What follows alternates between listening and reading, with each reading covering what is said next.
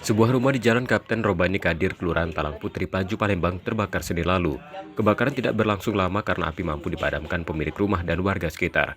Namun akibat kebakaran itu, 2 motor dan kompresor yang terkena percikan api hangus terbakar. Menurut keterangan warga, kebakaran diketahui saat api dari kabel listrik. Diduga karena arus pendek di garasi rumah menyambar bahan yang mudah terbakar, kemudian menyambar atap rumah yang terbuat dari kayu. Kuraku apinya dari listrik. Oh itu Iya, dari di situ awalnya. Nah, terus Ya olehnya kan posisi kendaraan ini mati kan. ini diparkir di sini ya. Iya parkir lah.